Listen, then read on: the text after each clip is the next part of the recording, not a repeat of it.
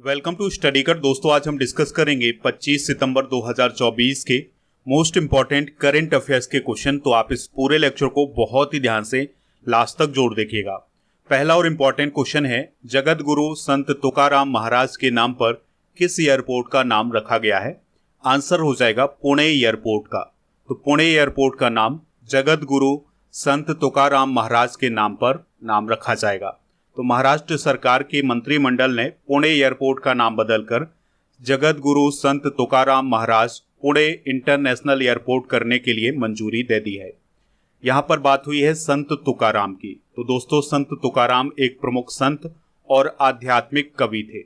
उनका जन्म 17वीं शताब्दी में देहू गांव के लोहे गांव में हुआ था, जहां पर आज पुणे इंटरनेशनल एयरपोर्ट है। दोस्तों उनकी भक्ति कविता काफ़ी फेमस थी और उनकी भक्ति कविता को अभंग कहा जाता था। उन्होंने वारकरी समुदाय के माध्यम से भागवत धर्म का प्रचार किया था। बदले गए नाम की बात हुई है तो अभी हाल ही में पोर्ट ब्लेयर का नाम श्री विजयपुरम, दरबार हाल जो कि राष्ट्रपति भवन में है इसका नाम गणतंत्र मंडप किया गया है। राष्ट्रपति भवन के अशोक हॉल का नाम अशोक मंडप किया गया है।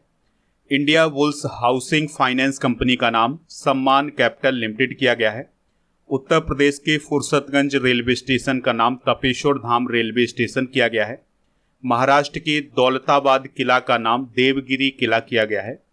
उत्तराखंड के जोशी मठ का नाम ज्योतिर्मठ किया गया है। उत्तराखंड के कोसिया कुटोली का नाम श्री कैंची धाम किया गया है। दिल्ली के मुगल गार्डन का नाम अमृत उद्यान और हरियाणा के पंजोखरा गांव का नाम पंजोखरा साहिब किया गया है। आप इस पूरे लेक्चर को बहुत ही ध्यान से लास्ट तक देखिएगा। लास्ट में आपसे क्वेश्चन पूछा जाएगा जिसका आंसर कमेंट बॉक्स में देना है। अगर आप चैनल पर पहली बार आए हैं तो सब्सक्राइब कर लें, बेल आइकन भी दबा लें। दोस्तों अगर आपको जनवरी से सितंबर 2024 तक के करंट अफेयर्स की ई बुक चाहिए वो ऐप पर मिल जाएगी। ऐप का लिंक डिस्क्रिप्शन बॉक्स में दिया गया है। ई बुक वाले सेक्शन पर जाएंगे तो आपको ये ई बुक मिल जाएगी। अगला क्वेश्चन है, हरिनी अमर सूर्या किस देश की प्रधानमंत्री बनी है? आंसर हो जाएगा श्रीलंका। तो दोस्तों श्रीलंका की नई प्रधानमंत्री बनी है डॉक्टर हरिनी अमर सूर्या और वह श्रीलंका के इतिहास की दूसरी महिला प्रधानमंत्री हैं। इससे पहले श्रीलंका की पहली महिला प्रधानमंत्री थी सिरिमाबो भंडार नायके। हरिनी अमर सूर्या का संबंध नेशनल पीपुल्स पावर पार्टी से है और उन्हें शपथ किसने दिलाई है प्रधानमंत्री पद की? तो अभी जो नए राष्ट्रपति बने हैं अनुरा कुमारा दिशा नायके, तो उनके द्वारा शपथ दिलाई गई है। आपको याद रखना है कि हरिनी अमर सूर्या ने प्रधानमंत्री के रूप में दिनेश गुणवर्धने का स्थान लिया है। वर्तमान में कुछ देशों की महिला प्रमुख डिस्कस कर लेते हैं, जैसे पाई तोंग तार्न सिनबात्रा थाईलैंड की पीएम है, क्लाउडिया सीनवाम मैक्सिको की राष्ट्रपति है, मैटे फ्रेडरिक्सन डेनमार्क की प्रधानमंत्री हैं, जॉर्जिया मेलोनी यहाँ पर आप उन्हें देख सकते हैं तो ये इटली की प्रधानमंत्री हैं, दीना बोलुआर्टे पेरू की राष्ट्रपति हैं, नस्तासा पिरक मुसर स्लोवेनिया की राष्ट्रपति हैं, जूडिथ सुमिनवा ये कोंगो की प्राइम मिनिस्टर हैं, सामिया सुलो हसन ये तंजानिया की राष्ट्रपति हैं, होला टॉमस डॉटेर आइसलैंड की राष्ट्रपति हैं और इविका सिलिना लातविया की प्राइम मिनिस्टर हैं। अगला क्वेश्चन है, भारत की नई एयरलाइन कौन सी है जिसे विमानन मंत्रालय ने मंजूरी दे दी है? आंसर हो जाएगा संख एयर। तो दोस्तों भारत की एक नई एयरलाइन कंपनी आ रही है जिसका नाम है संख एयर। तो इसको अभी हाल ही में सिविल एविएशन मिनिस्ट्री के द्वारा मंजूरी दे दी गई है, लेकिन अभी उसको अपनी सेवा शुरू करने के लिए डीजीसीए से मंजूरी लेनी पड़ेगी। डीजीसीए का मतलब है directorate general of civil aviation. तो जब डीजीसीए से मंजूरी मिल जाएगी तो इसकी सेवाएं शुरू हो जाएंगी। दोस्तों संख एयर की वेबसाइट के अनुसार यह उत्तर प्रदेश की पहली एयरलाइन बनने वाली है और कंपनी की योजना है देश के सभी बड़े शहरों को अपनी सेवा प्रदान करना। भारत की कुछ एयरलाइन कंपनियां डिस्कस कर लेते हैं, जैसे एयर इंडिया की शुरुआत 1932 में और एयर इंडिया एक्सप्रेस की शुरुआत 2005 में, AIX कनेक्ट की शुरुआत 2013 में, आकाशा एयर की शुरुआत 2021 में, इंडिगो की स्थापना 2006 में, स्पाइस जेट की स्थापना 2004 में और विस्तारा की स्थापना 2005 में हुई थी। तो ये कंपनियां भी नोट कर लें। अगला क्वेश्चन है, गैर संचारी रोगों के नियंत्रण में सफलता के लिए संयुक्त राष्ट्र अंतर एजेंसी टास्क फोर्स पुरस्कार किसे प्रदान किया गया है? आंसर हो जाएगा ICMR को। सबसे पहले आप ये समझ लें कि गैर संचारी रोग या नॉन कम्युनिकेबल डिजीज कौन सी होती हैं। तो हार्ट से संबंधित बीमारियां जो होती हैं ये नॉन कम्युनिकेबल डिजीज होती हैं। कैंसर, फेफड़ों से संबंधित जो बीमारी होती है या डायबिटीज़, ये सभी नॉन कम्युनिकेबल डिजीज हैं, यानी कि ये एक व्यक्ति से दूसरे व्यक्ति में नहीं फैलती हैं। लेकिन अगर हम कोविड-19 की बात करें या कोरोना की बात करें तो ये कम्युनिकेबल डिजीज है, यानी कि ये एक व्यक्ति से दूसरे व्यक्ति में फैल जाती है। तो अभी हाल ही में भारतीय चिकित्सा अनुसंधान परिषद या ICMR या इसे Indian council of medical research बोला जाता है, तो इसको 2024 का संयुक्त राष्ट्र अंतर एजेंसी टास्क फोर्स पुरस्कार दिया गया है। तो ICMR ने गैर संचारी रोगों की रोकथाम और उनके नियंत्रण के लिए कार्य किया हुआ है, तो उसी के लिए ये पुरस्कार प्रदान किया गया है ICMR को। ICMR भारत में चिकित्सा के क्षेत्र में यानी मेडिकल के क्षेत्र में रिसर्च करने वाला एक संस्थान है। इसकी स्थापना 1911 में की गई थी। नई दिल्ली में इसका हेडक्वार्टर है। इसके अध्यक्ष होते हैं केंद्रीय स्वास्थ्य मंत्री, जो कि वर्तमान में है JP नड्डा। कुछ प्रमुख पुरस्कार डिस्कस कर लेते हैं जो अभी हाल ही में प्रदान किए गए हैं। जैसे मिस यूनिवर्स इंडिया 2024 का पुरस्कार मिला है रिया सिन्हा को। मिस इंडिया वर्ल्ड वाइड 2024 का पुरस्कार मिला है ध्रुवी पटेल को।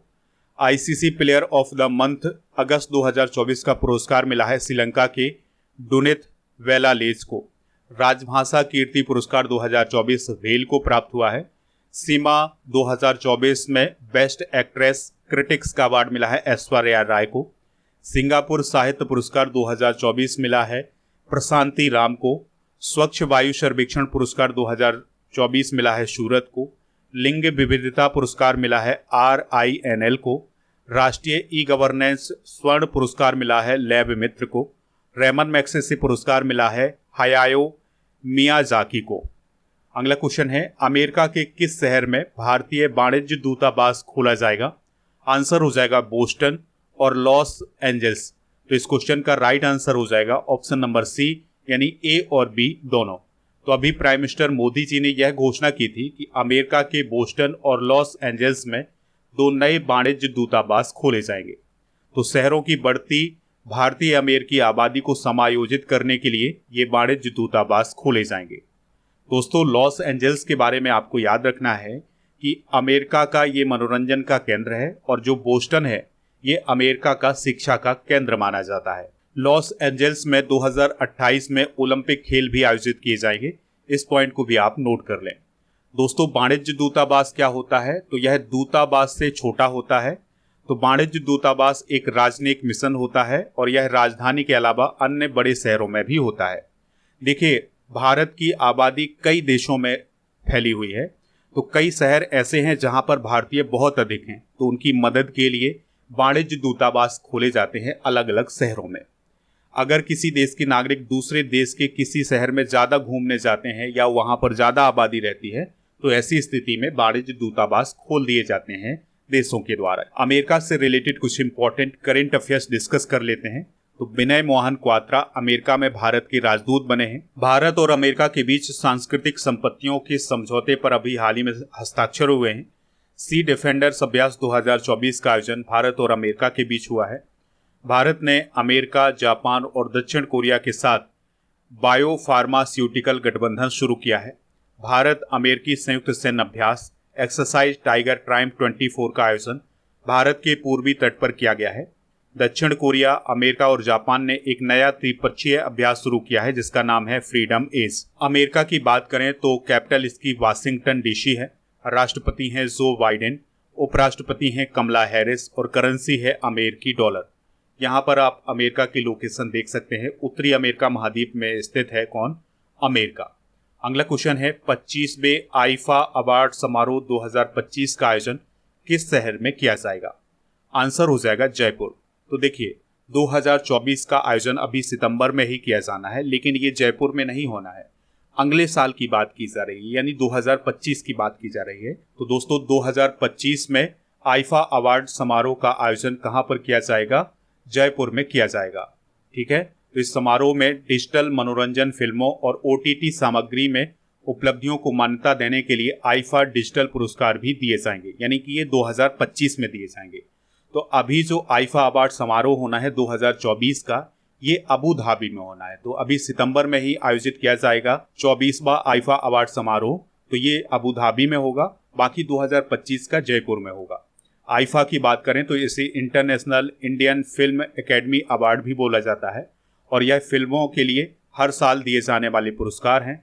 इनकी शुरुआत 2000 से हुई थी, यानी सन 2000 से, और यह समारोह हर साल दुनिया भर के अलग अलग देशों में आयोजित किया जाता है। 23वें आईफा पुरस्कार 2023 की सर्वश्रेष्ठ फिल्म थी दृश्यम 2। अगला क्वेश्चन है, ओलेग कोनोनेंको और निकोलाई चोब ने अंतर्राष्ट्रीय अंतरिक्ष स्टेशन पर कितने दिनों तक रहकर सबसे लंबे समय तक रहने का रिकॉर्ड बनाया है? आंसर हो जाएगा 374 दिन। तो रूस के अंतरिक्ष यात्री हैं ओलेग कोनोनेंको और निकोलाई चोब। तो उन्होंने अंतर्राष्ट्रीय अंतरिक्ष स्टेशन पर 374 दिनों तक रहकर एक मिशन के तहत सबसे लंबे समय तक रहने का रिकॉर्ड बनाया है। इससे पहले ये रिकॉर्ड था 370 दिन का। कोनोनेंको और चोब ने इंटरनेशनल स्पेस स्टेशन के लिए 15 सितंबर 2023 को उड़ान भरी थी और उन्होंने 374 दिन इंटरनेशनल स्पेस स्टेशन पर बिताए हैं और अब वो MS-25 अंतरिक्ष यान से पृथ्वी पर वापस आ गए हैं। दोस्तों, ओलेग कोनोनेंको स्पेस में कुल मिलाकर 1000 से अधिक दिन पूरा करने वाले पहले व्यक्ति भी हैं। तो ओलेग कोनोनेंको ने अलग अलग मिशन में ये 1000 दिन पूरे किए हैं अंतरिक्ष में। ठीक है, तो इस पॉइंट को भी आप याद रख लें। कुछ इंपॉर्टेंट करेंट अफेयर्स डिस्कस कर लेते हैं। तो अंतरिक्ष अन्वेषण एवं अनुसंधान एजेंसी सेरा ने अपने मानव अंतरिक्ष उड़ान कार्यक्रम के लिए भारत को भागीदार देश घोषित किया है। अपोलो 8 के पूर्व अंतरिक्ष यात्री विलियम एंडर्स की विमान दुर्घटना में मौत हो गई है। दक्षिण कोरिया ने अपनी एक राष्ट्रीय अंतरिक्ष एजेंसी लॉन्च की है जिसका नाम है कासा। पाकिस्तान ने चीन की मदद से अंतरिक्ष में पाकसैट MM-1 सैटेलाइट लॉन्च किया है। 3 बार अंतरिक्ष की यात्रा करने वाली भारतीय मूल की अंतरिक्ष यात्री सुनीता विलियम्स बनी है। पाबुलुरी सुब्बा राव को अंतरिक्ष यात्री योगदान हेतु आर्यभट्ट पुरस्कार से अभी हाल ही में सम्मानित किया गया है। इसरो ने भारत का लक्ष्य 2030 तक मलबा मुक्त अंतरिक्ष मिशन हासिल करने का रखा है। मानव अंतरिक्ष उड़ान का अंतर्राष्ट्रीय दिवस 12 अप्रैल को मनाया जाता है। अगला क्वेश्चन है, भारत का पहला कार्बन डाइऑक्साइड से मेथेनॉल पायलट प्लांट कहाँ स्थापित किया जाएगा? आंसर हो जाएगा पुणे में। तो भारत के पहले CO2 से मेथेनॉल पायलट प्लांट की आधारशिला महाराष्ट्र के पुणे में थर्मैक्स लिमिटेड में रखी गई है और इस परियोजना की लागत है 31 करोड़ रुपए की और इस प्लांट की क्षमता है 1.4 टन प्रतिदिन। और आपको याद रखना है कि इस प्लांट के माध्यम से कार्बन डाइऑक्साइड को मेथेनॉल में परिवर्तित किया जाएगा। इस प्लांट के द्वारा कोयला आधारित ताप विद्युत क्षेत्र में CO2 के उपयोग को कम करने में मदद मिलेगी, यानी कि जहां पर कोयले से बिजली बनाई जाती है ऐसे क्षेत्र में ये प्लांट स्थापित किया जाएगा। तो वहां पर जो CO2 उत्पन्न होती है उसको एब्जॉर्ब किया जाएगा और उसको मेथेनॉल में परिवर्तित किया जाएगा। मेथेनॉल यह एक ठोस पदार्थ होता है जिसका उपयोग प्लास्टिक, पेंट, स्कॉलर और प्लास्टर के टुकड़े बनाने में किया जाता है। 2024 में प्रथम डिस्कस कर लेते हैं। तो यूनिफाइड पेंशन स्कीम यानी UPS लागू करने वाला पहला राज्य है महाराष्ट्र। विश्व का सबसे बड़ा रीन्यूएबल एनर्जी पार्क गुजरात के कच्छ जिले के खेवड़ा में स्थापित किया गया है। मध्य प्रदेश का पहला जैव प्रौद्योगिकी पार्क अमली भाट और बरखेड़ा में स्थापित किया गया है। भारत का पहला ट्रांसशिपमेंट पोर्ट है विझिंजम पोर्ट जो कि केरल में है। पहला अंतर्राष्ट्रीय इंद्रधनुष पर्यटन सम्मेलन नेपाल में आयोजित किया गया था। भारत का पहला green hydrogen pilot project Jhakri Himachal Pradesh में किया गया था। उत्तर प्रदेश का पहला glass sky walk bridge Chitrakoot में स्थापित किया गया है। राजस्थान का पहला स्नैक पार्क कोटा में स्थापित किया गया है। और मेनिंजाइटिस के लिए टीका लगाने वाला पहला देश कौन है? नाइजीरिया। अगला क्वेश्चन है, किस संगठन ने कैंसर मूनशॉट पहल की शुरुआत की है? आंसर हो जाएगा क्वाड। तो दोस्तों, क्वाड का 6वां शिखर सम्मेलन अमेरिका में अभी हाल ही में आयोजित किया गया है। तो इसी सम्मेलन के दौरान कैंसर मूनशॉट पहल की शुरुआत की गई है और इस पहल का उद्देश्य है हिंद प्रशांत क्षेत्र में कैंसर के बोझ को कम करना। और इस पहल के तहत सर्वाइकल कैंसर यानी कि महिलाओं के गर्भाशय में जो ग्रीवा कैंसर होता है उस पर काम किया जाएगा और उसकी जांच का विस्तार किया जाएगा, यानी कि उसको पता लगाने का कार्य किया जाएगा बहुत ही तेजी से। यह पहल कैंसर की रोकथाम, पता लगाने, उपचार और देखभाल को बढ़ावा देती है। दोस्तों, भारत सरकार ने इस पहल के तहत कैंसर वैक्सीन की 40 मिलियन खुराक की आपूर्ति करने का भी वादा किया है। देखिए दोस्तों, सर्वाइकल कैंसर क्या होता है? तो सर्वाइकल कैंसर में जो महिलाओं का गर्भाशय होता है उसकी परत में असामान्य कोशिकाओं की वृद्धि होती है और यह कैंसर ह्यूमन पैपिलोमा वायरस के कारण होता है। इसके लिए अभी हाल ही में सीरम इंस्टीट्यूट के लिए एक वैक्सीन बनाई गई है जिसका नाम है सर्ववैक। अगला क्वेश्चन है, 10वें राष्ट्रमंडल संसदीय भारत क्षेत्र सम्मेलन का आयोजन कहाँ किया गया है? तो इसका आयोजन नई दिल्ली में किया गया है। तो भारतीय संसद ने नई दिल्ली में 10वें राष्ट्रमंडल संसदीय संघ भारत क्षेत्र सम्मेलन की मेजबानी की है, यानी भारतीय संसद में ये सम्मेलन आयोजित किया गया था। इसकी अध्यक्षता ओम बिरला जी के द्वारा की गई है, जो कि लोकसभा के वर्तमान में अध्यक्ष हैं, और यह सम्मेलन 23 और 24 सितंबर को आयोजित किया गया था। तो इस सम्मेलन में राज्यों और केंद्र शासित प्रदेशों के 46 पीठासीन अधिकारी, 25 अध्यक्ष और 14 विधानसभा उपाध्यक्ष शामिल हुए थे। प्रधान सचिव, सचिव और उनके साथ आए अधिकारी भी इस सम्मेलन में शामिल हुए थे। इसकी थीम थी सतत और समावेशी विकास की प्राप्ति में विधायी निकायों की भूमिका। दोस्तों, राष्ट्रमंडल संसदीय संघ भारत क्षेत्र की स्थापना 2004 में की गई थी। इसकी 31 सदस्य शाखाएं हैं, जिसमें भारत की संसद और 30 राज्य और केंद्र शासित प्रदेशों की विधानसभाएं शामिल हैं। यानी दोस्तों, यह जो समूह है यह भारत की संसद और भारत के जो राज्यों की विधानसभाएं हैं उनसे मिलकर बना हुआ है। चलिए कुछ प्रमुख सम्मेलन डिस्कस करते हैं। तो क्वाड शिखर सम्मेलन 2024 का आयोजन अमेरिका में हुआ है। विश्व खाद्य भारत सम्मेलन 2024 नई दिल्ली में हुआ है। ग्लोबल बायो इंडिया सम्मेलन 2024 नई दिल्ली में हुआ है। ब्रिक्स साहित्य फोरम 2024 का आयोजन कजान, रूस में किया गया है। G20 कृषि मंत्री स्तरीय बैठक कुइयाबा, ब्राजील में हुई है। अखिल भारतीय राजभाषा सम्मेलन 2024 नई दिल्ली में हुआ है। सेमिकॉन इंडिया 2024 का आयोजन ग्रेटर नोएडा, उत्तर प्रदेश में हुआ है। वॉइस ऑफ ग्लोबल साउथ शिखर सम्मेलन 2024 का आयोजन भारत में हुआ है। भारत दलहन संगोष्ठी 2024 का आयोजन नई दिल्ली में किया गया है। इलेक्ट्रॉनिक वारफेयर सम्मेलन स्पेक्ट्रम 2024 का आयोजन नई दिल्ली में किया गया है। अगला क्वेश्चन है, कौन सा दिवस हर साल 23 सितंबर को मनाया जाता है? तो international day of sine language मनाया जाता है 23 सितंबर को। दोस्तों, साइन लैंग्वेज उन व्यक्तियों के लिए प्रयोग की जाती है जो बोल नहीं सकते हैं, तो वो अपनी बातें साइन के द्वारा यानी कि संकेतों के माध्यम से बताते हैं। तो उनके लिए ही ये international day of sine language मनाया जाता है। विश्व ब्रेल दिवस मनाया जाता है 4 जनवरी को। शून्य भेदभाव दिवस मनाया जाता है 1 मार्च को और अंतर्राष्ट्रीय जैज दिवस मनाया जाता है 3 अप्रैल को। अगला क्वेश्चन है, इजराइल ने किस देश पर हवाई हमले किए हैं जिसमें 500 से अधिक की मौत हो गई है? आंसर हो जाएगा लेबनान। तो इजराइल ने अभी हाल ही में लेबनान पर हवाई हमले किए हैं जिसमें 500 से अधिक मौतें हो गई हैं। लेबनान की बात करें तो यह पश्चिम एशिया का एक देश है। राजधानी बेरूत है। प्रधानमंत्री हैं नजीब मिकाती और करेंसी है लेबनानी पाउंड। तो इजराइल ने लेबनान पर हमला किए हैं हिजबुल्लाह पर। यहाँ पर एक संगठन है जिसका नाम है हिजबुल्लाह, तो उस पर हवाई हमले किए हैं किसने? इजराइल ने। तो यहाँ पर इजराइल है और ये है लेबनान और यहाँ पर हिजबुल्लाह का गढ़ है, तो यहीं पर इजराइल के द्वारा अटैक किए जा रहे हैं। चलिए अब हम कल के करंट अफेयर्स को डिस्कस कर लेते हैं। अनुराग दिसानायके किस देश के प्रेसिडेंट बने हैं? श्रीलंका। दलीप ट्रॉफी 2024 का टाइटल किसने जीता है? इंडिया ए। ऑस्कर अवार्ड 2025 के लिए भारत की किस फिल्म को ऑफिशियल एंट्री मिली है? लापता लेडीज। मिस यूनिवर्स इंडिया 2024 का टाइटल किसने जीता है? रिया सिंघा। सरदार वल्लभ भाई पटेल राष्ट्रीय पुलिस अकादमी का प्रमुख किसे नियुक्त किया गया है? अमित गर्ग। हाल ही में ईस्टर्न ब्रिज 7 अभ्यास का आयोजन कहाँ किया गया है? ओमान। किस देश में इन्वेस्ट इंडिया के नए कार्यालय की स्थापना की जाएगी? सिंगापुर। क्वाड देशों ने एक नया संयुक्त तटरक्षक अभ्यास शुरू करने की घोषणा की है। इसमें कितने देश शामिल होंगे? 4। Mother Mary comes to me पुस्तक को किसने लिखा है? अरुंधति राय ने। 2024 पोलिस अंतर्राष्ट्रीय बैडमिंटन चैंपियनशिप का महिला एकल का खिताब किसने जीता है? अनमोल खरब ने। विश्व गैंडा दिवस कब मनाया गया है? 22 सितंबर को। सिंगापुर ग्रैंड प्रिक्स 2024 का खिताब किसने जीता है? लैंडो नोरिस ने। आज के जनरल नॉलेज के पिटारे में हम विश्व के प्रमुख देश और उनकी संसद डिस्कस करेंगे। भारत की संसद को संसद कहा जाता है, अमेरिका की संसद को कांग्रेस, रूस की संसद को ड्यूमा, ब्रिटेन की संसद को पार्लियामेंट, ऑस्ट्रेलिया, कनाडा और दक्षिण अफ्रीका की संसद को पार्लियामेंट, जापान की संसद को डाइट और चाइना की संसद को नेशनल पीपुल्स कांग्रेस कहा जाता है।